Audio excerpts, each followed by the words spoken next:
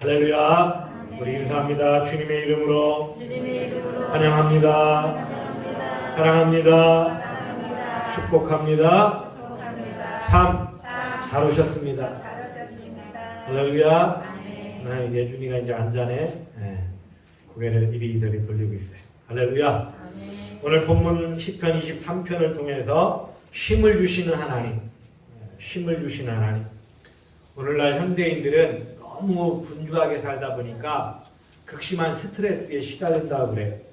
그래서 현대인의 질병 중에 가면증후군이라는 질병이 있대요. 여러분 처음 들어보셨죠? 가면증후군. 우리가 이 가면을 마스크라고 그러잖아요. 이게 무슨 증상이냐면 마치 자기가 지금 가지고 있는 위치, 자기의 그 직업이나 또 그 직장에서 처해 있는 신분, 사장이면 사장, 뭐 전무면 전무, 또 부장이면 부장, 또 뭐 그룹의 CEO면 CEO, 이런 자기가 가지고 있는 그런 신분이나 지위가 마치 자기가 생각할 때 야, 나 이거 너무 과분한데? 그래서 마치 사람들에게는 내가 갖고 있는 이 직책과 지위가 너무 과분하다고 생각돼서 스스로 위축되는 거예요. 그리고 내가 마치 가면을 쓰고 있는 것처럼 남을 속이고 있다, 이런 생각을 갖게 된대요. 스스로가. 이게 왜 생기냐? 너무 그 일에 대한 극심한 스트레스, 그리고 그 위치에 대한 강박관념. 그러니까 이런 거죠. 내가 사장이면 내가 사장이니까 적어도 더 많은 일을 해야 되고 더 많은 모범을 보여야 되는데 자기 자신을 생각해 보니까 내가 그렇지 못한 거예요. 그런데 사람들에게 비치기에는 너무 멋있게 보이는 거예요. 그러니까 본인이 스스로가 자기 위치와 신분이 가분하다고 생각해서 내가 누군가를, 내가 우리 직장인들을, 내가 세상 사람들을 속이고 있구나, 이렇게 생각한다는 거예요. 이제 예준이가 컸다는 증거죠. 이제 옹알거리는 건. 뭐가 좀 불만이 있나 봐. 엄마 일어서. 나가니까 또 조용하네. 그래서 자기의 신분과 위치에 너무 과분하다고 생각해서 거기에 오는 스트레스, 그래서 이게 심하면 우울증에 빠지기도 하고 너무 자기를 자꾸만 비하시키는 그런 결과를 가져옵니다. 또 한 가지 재미난 증후군이 있는데 스마일 마스크 증후군. 스마일 마스크 증후군. 스마일은 뭐예요? 웃음이잖아요. 웃는 거. 그래서 사람들 앞에 항상 웃어야 되니까 속은 썩어 문드러지는데 겉은 웃어야 되니까 이게 일치가 안 되는 거예요. 예를 들면 우리 그 서비스업에 종사하는 많은 분들 있죠. 백화점에 가면 그 안내하는 사람들, 또 엘리베이터 타면 이렇게 올라갑니다, 내려가면 이 인상 쓰고 있으면 손님들이 기분 나빠잖아요. 그러니까 항상 웃는 거예요. 안녕하세요. 근데 속에는 막 아침에 막 싸우고 왔는데, 예를 들면 그런 거예요. 그러니까 겉과 속이 이게 일치가 되지 않으니까 우울감에 빠지기도 하고, 또 이게 심하면 공황장애를 겪기도 하고.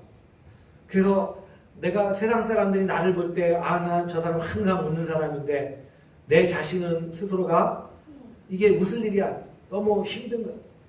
그래서 그런 증세들이 있다는 거예요. 여러분, 어떤 사람들은 또 성공을 위해서 너무 쉬지 않고 달리다 보니까 자기 에너지가 다 고갈돼 가지고 더 이상 쏟을 힘이 없는 거예요. 이렇게 되는 걸 탈진이라고, 탈진. 영어로 번아웃 된다고 해요. 이 탈진도 국제적으로 질병의 한 부류로 아예 의학계에서 분류해버려요. 탈진되는 것도 하나의 질병이다. 오늘 이 세 가지 증상, 가면증후군, 스마일, 마스크 증후군, 또 탈진 현상, 여러분의 마음은 지금 어떤 상태로 있습니까? 마치 가면증후군, 스마일, 마스크 증후군. 이게 위장된 평화죠. 겉은 멀쩡해 보이고 겉은 웃는데 속은 마음이 괴로운 거예요. 오늘 이 시간 예배에 나와 있는 여러분들은 어떤 증세에 시달리고 있습니까? 목사님 저는 이런 일 없어요. 저는요 속이 없어서요 늘 웃어요. 여러분 속이 없는 사람은 참 편한 사람이에요. 그죠? 그래요 안 그래요? 속상할 일이 없으니까 속이 없다는 거. 그래서 여러분 좀 안 좋은 표현이지만 이 바보들 또 정신이 좀 이렇게 약간 나간 사람들, 이 사람들은 속상해요 속상해 하잖아요. 안 속상해요. 항상 웃어요. 왜? 속이 없으니까 그냥 웃는 거예요. 늘 웃고 다니죠. 그래서 늘 웃고 다니는 사람을 보고 가끔 가다가 저 사람 정상이 아닌가 봐 이렇게 말하는 분들도 있어요. 그런데 어떤 면에서 보면 우리가 겉으로는 웃는데 속은 문드러졌다. 이거 성도의 모습은 아니라는 거예요. 하나님 안에서 진짜 참된 평화를 누리는 사람은 겉으로도 웃고 속도 웃어야 돼요. 할렐루야. 오늘 시편 23편의 기자, 이 시편 23편을 지은 주인공이 누구예요? 다윗이죠. 오늘 다윗은 이 시편 23편을 통해서 자기의 영적 상태를 우리에게 들려주는데, 나는 다윗의 표현이에요. 나는 다 좋다는 거예요. 할렐루야. 나는 부족함이 없다. 이게 바로 뭐예요? 다윗의 영적 상태가 아주 평안하다는 거예요. 할렐루야. 부족함이 없다. 오늘 다윗의 영적 상태가 왜 부족함이 없는 완벽한 평안함으로 우리에게 고백하고 있을까? 그러면 실제적으로 다윗의 생활이, 다윗의 삶이 정말 만족하고 부족함이 없는 상태였느냐? 여기 보세요. 괜찮아요. 울게 냅둬 그냥. 어르신들은 여길 봐야지. 애를 보지 말고. 자, 여러분 다윗이 이 신앙을 고백할 때, 이 시편 23편을 고백할 때 그의 현실의 삶, 실제 생활은 과연 부족함이 없었을까요? 그렇지 않다는 거예요. 삶은 늘 곤고하고 힘들고 환경은 늘 다윗에게 좋은 편이 아니었어요. 여러분 우리가 다윗의 일생을 보면 사울에게 쫓기고 그리고 나중에 왕이 됐지만 신하들의 배반, 또 자기 아들 압살롬의 배반, 또 그 아들의 죽음, 일평생이 다윗의 현실적인 삶을 놓고 볼 때는 그렇게 희낙낙하고 평안하고 이럴 만한 조건은 아니었어요. 그런데 그럼에도 불구하고 다윗이 오늘 23편에서 우리에게 고백하는 건 뭐냐? 평안하고 기쁘고 심지어 내 영적 상태는 아무런 부족함이 없다. 이렇게 고백해요. 왜 다윗이 이런 고백을 할까? 몇 가지 그 다윗의 신앙을 우리가 돌아보면서 함께 은혜 나누기를 바랍니다. 첫째, 다윗은 하나님이 자신의 목자임을 고백해요. 여러분 중동 지역에는 이 양을 치죠. 지금도 그 중동 지역에 가면 베두인족이라고, 베두인족, 그 양을 치면서 살아가는 그런 사람들이 있어요. 그 양을 치는 사람들에게 가장 중요한 게 뭐예요? 풀밭이고 물이죠. 그래서 풀을 찾아 이동하는 거예요. 우리 가끔 그 TV에서 다큐 드라마나 이런 어떤 그 영상을 볼 때 이 몽골 같은 데 나라 보여줄 때 있죠.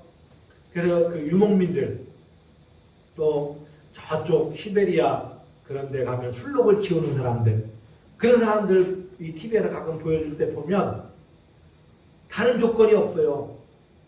그들에게 1순위는 뭐예요? 그 술록이나 양들이 먹을 거, 풀을 찾아다니는 거예요. 풀을 찾아.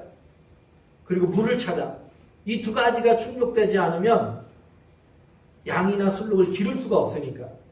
그래서 그 술록이나 양을 키우는 그 목자들에게 가장 중요한 건 양들이 먹을 그 목초지와 마실 물이 있으면 이동하는 거예요. 그걸 찾아가는 거예요.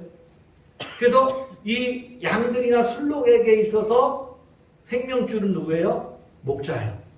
목자가 인도하는 대로 가면 부족함이 없는 거예요. 오늘 다윗은 인생의 목자가 되시는 분이 누구라고 고백하냐? 하나님이 나의 목자가 되신다고 고백하고 있습니다. 여러분, 하나님이 목자가 되어주시니까 다윗의 인생에 있어서 부족함이 없다. 왜? 하나님이 부족할 때마다 푸른 초장으로 나를 인도해 주시니까. 또 마시고 쉴만한 물가로 나를 이끌어 주시니까. 다윗의 인생을 통해서 다윗은 이거를 체험한 거예요. 그래서 진짜 하나님이 나의 목자라는 고백을 하고 있어요. 목자는 은혜로 다윗을 인도하여, 목자 되신 하나님이 은혜로 다윗을 인도했기 때문에 다윗은 일평생 고난과 환난과 역경이 많았지만 그럼에도 불구하고 그의 영적인 삶은 부족함이 없었다. 이렇게 고백하는 거예요.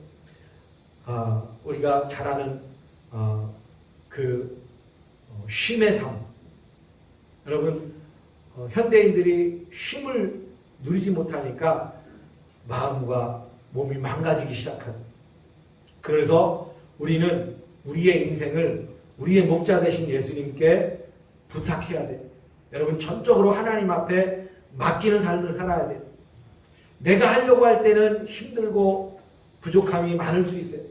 그러나 하나님 앞에, 목자 되신 하나님 앞에 전적으로 여러분들이 의탁하면 그 하나님이 힘을 주시고 진리로 우리를 인도하실 줄 믿으시기 바랍니다.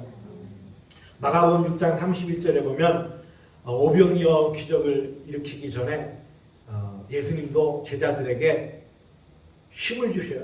그래서 너희는 따로 한적한 곳에 가서 잠깐 쉬어라 이렇게 말씀하셔요. 워낙 많은 사람들에게 시달리다 보니까 예수님도 제자들에게 뭐라고 말씀하느냐? 너희도 따로 한적한 곳에 가서 잠깐 쉬어라. 여러분, 쉬는 게 왜 중요해요? 에너지를 보충하니까. 재충전을 가져야 되니까. 오늘 다윗도요, 그가 권고할 때마다, 그가 힘들 때마다 목자 되신 하나님 앞에 간구했다는 거예요. 그 하나님을 의지했다는 거예요. 그럴 때 하나님이 그 다윗의 삶을 인도해 주셨다는 거예요.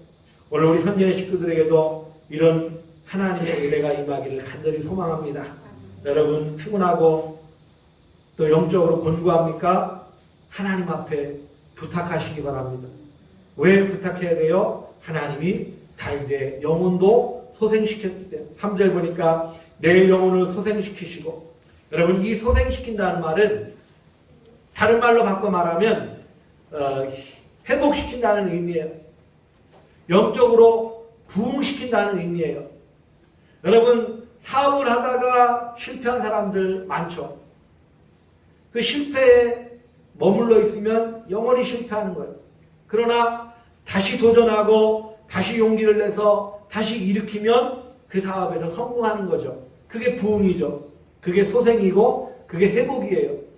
오늘 우리 선진의 식구들, 영적인 삶이든 육적인 직장이든 사업이든 여러분들의 삶의 일이든 여러분들이 넘어진 자리가 있다고 생각되거나 내가 낙심한 자리에 있다고 생각할 때 하나님 앞에 기도하십시오. 뭐라고? 하나님, 내 영혼을, 내 삶을, 내 사업을, 내 직장을, 내 가정을, 내 자녀들을 하나님 소생시켜 주십시오.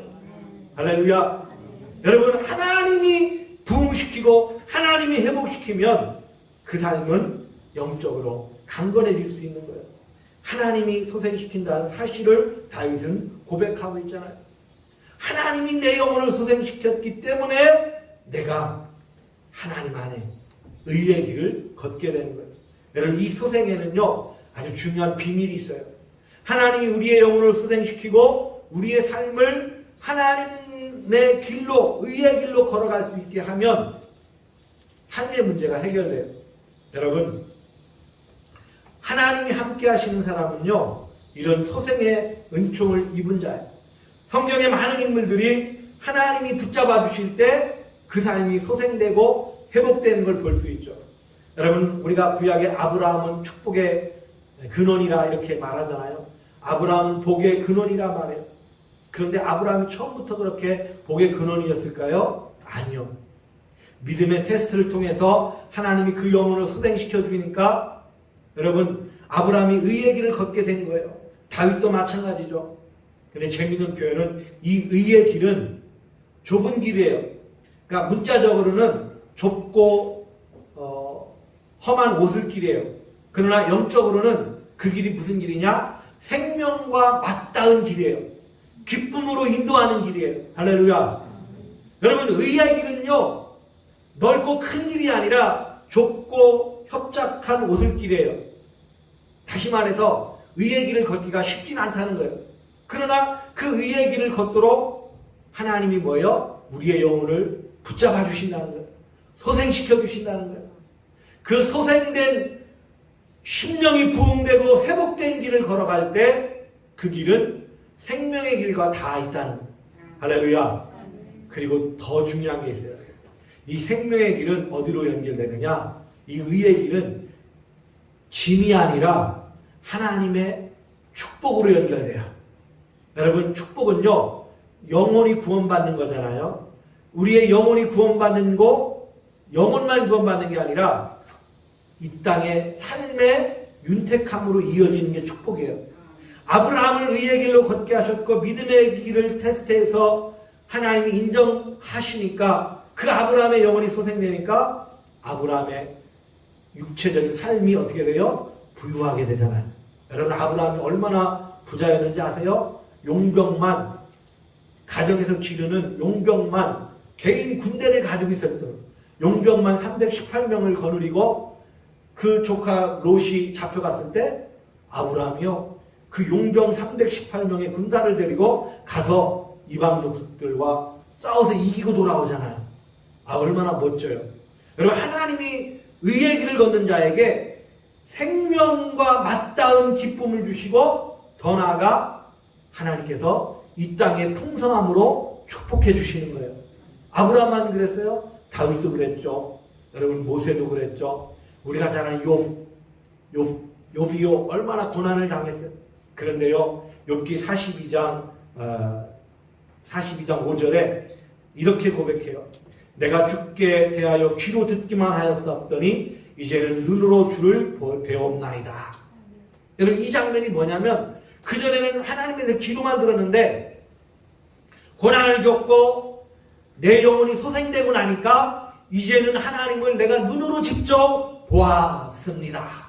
다시 말하면 하나님의 축복을 체험하게 된 거예요. 여러분 욥의 나중은 어떻게 돼요? 이전보다 갑절로 모든 걸 보상받아요. 다시 부인도 얻게 되고요. 다시 자녀도 얻게 되고요. 그 도적들이 다 가져갔던 재산 다시 하나님이 갑절로 이전보다 더 많은 것으로 생명의 풍성한 기쁨을 하나님이 안겨주셔요. 이게 뭐라고요? 이게 의의 길이에요. 이게 영혼이 소생케 되는 사람들이 받는 하나님의 축복이에요. 사랑하는 성도 여러분, 여러분의 심령이 소생되기를 주의 이름으로 축원합니다. 여러분 겉은 웃고 있지만 속은 썩어 문드러지는 사람이 있을 수도 있어요. 그런 자들이 있다면 기도해야 돼요. 뭐라고요? 하나님 내 영혼을 회복시켜 주세요. 하나님을 대면하여 만날 수 있는 욥과 같은 내 귀로 듣던 하나님이 아니라 내 인격적으로 내 눈으로 하나님을 볼 수 있는 축복을 허락해 주십시오. 내 영혼이 소생되면 내가 의의 길을 걷게 되고 하나님의 영광을 위해 의의 길을 걷게 되는 인생에게 하나님께서 풍성한 생명으로 더하여 주시는 줄 믿으시기 바랍니다. 그래서 요한복음 10장 10절에 예수님이 온 것은 왜 오셨대요? 이 땅에 양으로 생명을 얻게 하고 더 풍성히 누리게 하려 함이라. 여러분 진짜 예수 잘 믿는 사람은요 하나님이 주신 이런 축복을요 누리는 거야. 그 풍성한 삶을 누리고 자기만 누리는 게 아니라 베풀죠. 이웃에게 나눠주고 세계 선교를 감당하고 수많은 사람들에게 좋은 것으로 먹이고 입히고 이런 축복의 자녀가 되도록 하나님이 말씀하신 거예요. 다윗은 하나님이 동행해 주심으로 두려움이 없었어요. 오늘 하나님께서 이 다윗과 동행함으로 다윗이 사망의 음침한 골짜기를 다닐지라도 해를 두려워하지 않는다. 이렇게 말씀하셔요. 오늘 다윗은요 하나님과 함께하는 삶을 살았어요. 여러분, 동행하는 건 뭐예요? 함께 사는 거예요. 멀리 떨어져 있는 사람은 사실 눈에 안 보이면 어때요? 점점 멀어지죠. 그래서 우리 속담에 가까운 친척, 심지어 형제 간에도 멀리 떨어져 살면 남남이 되기 쉬워요. 그런데 함께 살아가는 이웃사촌, 옆집의 박서방, 뒷집의 김서방 매일 부딪히고 매일 만나잖아요. 그러니까 사실은 골육 친척보다 가까이 사는 이웃이 더 친한 거예요. 왜? 매일 같이 보니까 매일 눈 뜨면 마주대하고. 그래요, 안 그래요? 그래요, 안 그래요? 맞아요. 하나님과 동행한다는 게 우리의 눈앞에서 늘 하나님을 마주 대하는 거예요. 늘 하나님께 예배하고 하나님께 기도하고 일어나면 하나님 오늘도 눈뜨게 해주셔서 감사합니다. 저녁 때 잠자게 되는 오늘 하루도 하나님 은혜 가운데 잠잘 수 있게 이 시간까지 지켜주셔서 감사합니다. 꿈속에서도 주님 만나게 해주세요. 이렇게 하고 여러분 기도하고 주무셔보세요. 그 잠자리가 편안한 거예요. 할렐루야. 할렐루야. 그러니까 동행한다는 건 뭐예요? 하나님과 나와의 거리를 떨어뜨리는 게 아니에요. 멀리 두는 게 아니에요. 오늘 이거 계정이 뭐가 잘못돼가지고 비밀번호가 아무리 쳐도 안 들어가죠. 뭘 제가 비밀번호를 바꿨나 봐. 언제 바꿨는지. 근데 원래 제 개인 계정으로 개인 이름으로도 계정을 했고 교회 유튜브니까 교회 계정으로 이렇게 두 가지를 계정을 했는데 둘 다 됐었는데 오늘 둘 다 안 돼. 교회 계정은 번호가 틀리다고 계속 30분 넘게도 안 되고 지금 이거 밖에 있는 사람들이 지금 못 보고 있어요. 그냥 동영상만 찍고 나중에 올리죠. 근데 개인 계정은 들어가지는데 또 유튜브를 했더니 실적이 없다고 또 실시간이 안 돼. 허락을 안 해. 야, 어떻게 또 두 가지가 다 안 돼. 그래서 지금 밖에 있는 분들이 우리 한간사님도 그렇고 예배를 우리 교회 영상으로 봤는데 오늘은 죄송하게 제가 뭘 일처리를 잘못했는지 이게 안 돼가지고 못 보고 있어요. 그 지금 동행이 안 되는 거예요. 우리 교회와. 이 영상이 됐으면 같이 영상을 통해서 우리 교회 이 현장을 들을 수 있었는데 그렇지 못해요. 여러분 다윗은요 하나님과 동행하니까 그가 사망의 음침한 골짜기, 여러분 이 음침한 골짜기라는 게 중동 지역은 특히 유다 광야는 험한 골짜기가 많아요. 골짜기가 갑자기 생기기도 하고 없어지기도 하고 그래요. 이게 무슨 말이냐면 중동 지역에 이 우기 때가 되면 갑자기 막 소나기가 쏟아지면 갑자기 계곡이 형성돼요. 막 급물살이 휩쓸. 그를 갖다가 히브리 말로 와디라고 그러는데 와디 골짜기. 그러니까 이 골짜기가 갑자기 생기면 그 골짜기를 지나갈 때 위험하기도 하고 또 우리가 강도 만난 그 사마리아 사람이 비유해서 알 수 있듯이 그런 골짜기에 강도들이 숨어 있기도 한대요. 그래서 어떤 험한 일을 만날지 몰라요. 그런데 다윗은 그런 골짜기 숨어 지내고 이렇게 하면서도 두려움이 없었대요. 왜? 하나님이 지켜주시니까. 하나님이 동행한다는 걸 다윗은 자기의 생활을 통해서 체험한 거예요. 자기의 삶을 통해 느낀 거예요.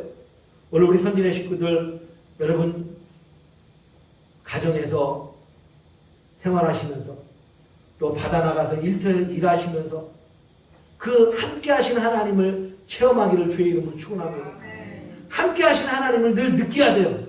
부딪히고 만나고 이럴 때 하나님이 내가 이렇게 위험을 당할 때 내가 이렇게 기도했더니 하나님 이렇게 인도해 주시고 내가 하나님 이런 마음이 들 때 하나님 이렇게 역사해 주시고 그 함께 하신 하나님을 만나야 돼요. 동행해야 돼요. 그럴 때 두려움이 없는 거예요. 그럴 때 평안함이 있는 거예요. 그런 하나님의 동행함을 느끼고 살면 아까 말한 가면증후군 시달릴 이유가 없어요. 제가 지난주에 한 동영상을 봤는데 김진규 감독 그 크리스트 드로잉 쇼라는 그런 공연을 하더라고요. 이게 뭐냐면 즉석에서 그림을 막 그리는 거예요. 공연장에서 보통 우리가 그 갤러리나 이런 데 가면 전시해 놓은 그림을 이렇게 구경하잖아요. 근데 이분은 그림을 관객 앞에서 바로 그리면서 공연을 하면서 그림을 보여주는 거예요. 그게 드로잉 쇼래요. 그분이 세계에서 최초로 만들었대요. 그 공연을. 그런데 이제 그분이 이제 공황장애가 와가지고 막 공황장애가 별거 아닌 것 같은데 그 본인들에게는 이게 엄청나게 심각한 질병이래요. 왜냐하면 심한 사람은 숨을 못 쉬는 거예요. 여러분 숨 못 쉬면 어떻게 돼요? 죽게 되잖아요. 그러니까 발작이 오고 죽게 되고 이런 상황까지 이분이 이르렀는데 다행인 건 그분 누나가 불교 집안이고 아버지가 스님이었대요. 스님 집안에 이렇게 자랐는데 다행히 누나가 중에 한 분이 아마 교회를 다녔나 봐요. 그래서 이분한테 제발 교회 좀 와라 이렇게 하다가 어쨌든 교회에서도 뭐 나 절대 못 들어간다 공황장애 때문에 사람들 많고 있는데 못 들어간다. 그러다가 쓰러지기도 하고 근데 이제 그를 쓰러져서 오살리 기도원으로 실려간 도저히 안 되니까 누나가 매형하고 이분을 김진규 감독이라는 그분을 오살리 기도원으로 가는 중에 쓰러져서 기도원으로 가는 중에 주님이 찾아오신 거예요. 마치 사도 바울이 다메섹도 당에서 주님을 만난 것처럼 진짜 이분이 그렇게 주님을 만났대요. 그 쓰러져서 가는 차 중에서 기도원으로 가는 도중에 갑자기 화려한 광채가 눈앞에 펼쳐지더니 정말 그 주님의 형상이 보이면서 주님을 만난 거예요. 그분 간증이 여러분이 그 새롭게 하는 간증이 있으니까 한번 나중에 유튜브에 찾아보세요. 진짜 주님을 만난 거예요. 그러면서 마음속에 음성이 들리고 그래서 이렇게 주님이 말씀하실 때 내가 보고 들은 것을 그대로 전하라. 내가 보고 들은 걸 그대로 전하라. 그러니까 그 빛 가운데 임한 주님을 자기가 봤으니까 내가 보고 들은 것을 그대로 전하라. 그 순간부터 주님을 믿기 시작했고 그 순간부터 전에는 일반적인 쇼를 했는데 이제는 크라이스트 드로잉 쇼. 예수님에 대해서 그 그림을 그리면서 여러분 한번 보세요. 기가 막히게 그려요. 직접 손으로 막 그리면서 공연을 하는데 그러면서 이제 복음을 전하기도 하고 그래서 자기 친구에게도 친구가 찾아왔는데 예수님 샤워하면서 기도했다는 거예요. 여러분 이게 순간순간 하나님과 동행하는 거예요. 친구가 찾아왔는데 잠깐 기다려 그러고 머리를 감으면서 샤워하면서 하나님 내가 저 친구한테 뭐를 이야기해 줄까요? 뭔가 어려움이 있어서 왔는데 어떻게 전할까요? 그랬더니 하나님이 음성 가운데 자기 마음 가운데 너나 잘해라. 너나 잘해라 그러더래. 약간 그런 식으로 제가 정확히 기억이 안 나는데 너나 잘해라. 내 모습만 그냥 보여라. 뭐 그런 식으로 아마 응답했. 나와가지고 그때가 쫄딱 망할 때래요. 사업도 망하고 사기당하고 쫄딱 망할 때.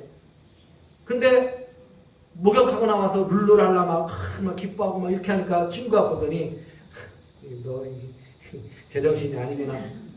제정신이 아니구나. 그런데 한 가지 친구의 마음에 그런 마음이 든 거예요.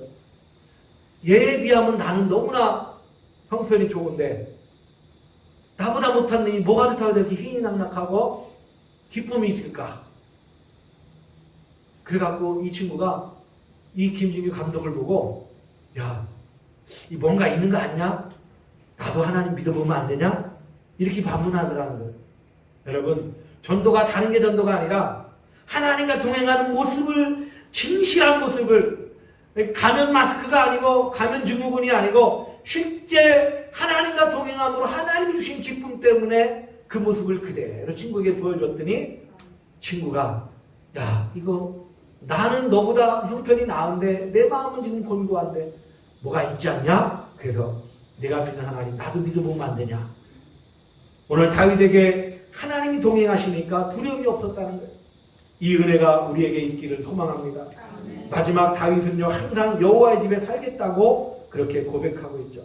여호와의 집에 영원히 살겠다. 왜? 내 평생의 선하심과 인자심. 이걸 한마디로 말하면 하나님의 사랑이 다윗을 늘 따라다니면서 하나님의 사랑이 다윗을 지켜주니까 그 하나님의 집에 영원히 거하지 않을 수 없다는 고백이에요. 오늘 하나님의 사랑이 여러분과 늘 함께 하시는 줄 믿으시기 바랍니다. 사랑하는 성도 여러분, 우리는 때로는 고난, 때로는 역경이 올 때 두려워하거나 염려하지 마십시오. 오늘 오후 예배 설교 시간, 오후 설교 준비하다가 예화가 너무 좋은 예가 있어서 오전에도 제가 들려드릴게요. 우리나라 선교사로 왔던 헐버트 선교사라는 분이 그 당시에 한국 사회를 연구하고 나서 대한제국 멸망사라는 책을 썼어요. 대한제국 멸망사. 이 헐버트 선교사가 미국 분인데 대한제국 멸망사라는 책을 쓰면서 이렇게 기록하고 있어요. 한국인들은 사회적으로는 유교도이며, 유교를 이때 조선 말기니까 이때만 해도 유교를 다 윤리적으로 섬겼으니까 한국인들은 사회적으로는 유교도이며 철학적으로는 불교도이고 고난을 당할 때는 영혼 숭배자, 즉 미신적이다.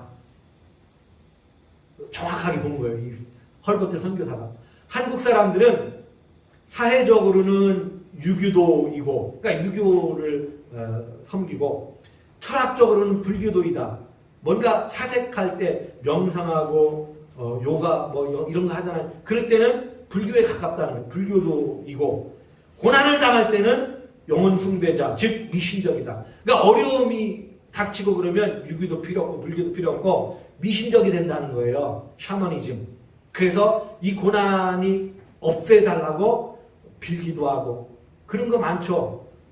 부뚜막 성황당에 가서 빌고 부뚜막 신에게 빌고 뭐 이런 거. 그러면서 이 선교사가 끝으로 무슨 이야기를 하냐면, 따라서 어느 한국인의 종교가 무엇인지 알려면 그가 고난에 빠졌을 때 어느 쪽으로 기우는지를 살펴보면 된다. 아주 정확하게 한국 사람을 파악한 거예요.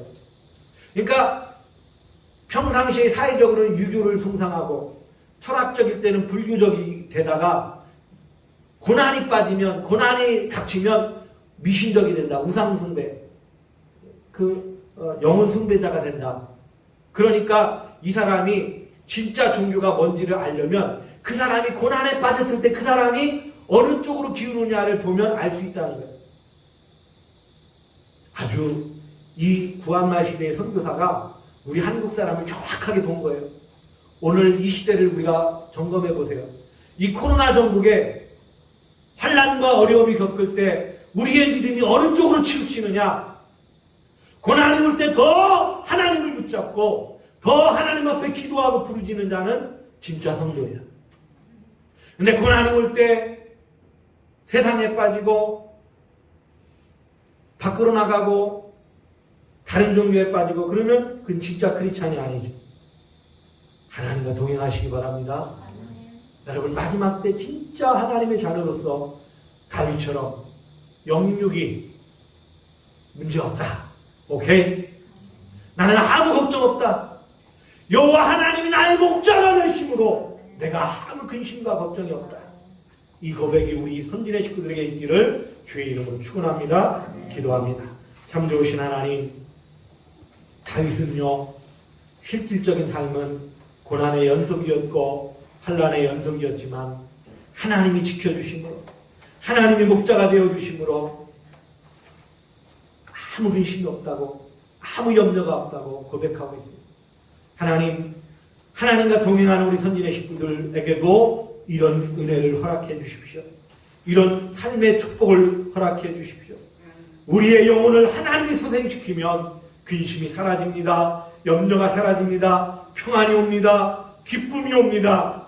우리의 삶에 하나님이 부어주시는 축복의 놀라운 넘치는 은혜가 아버지 하나님 우리에게 있게 됩니다. 이 은혜를 우리 선진의 식구들이 누리게 하시고 베풀게 하시고 맛보게 하여 주옵소서. 감사합니다. 예수님의 이름으로 기도하옵나이다. 아멘.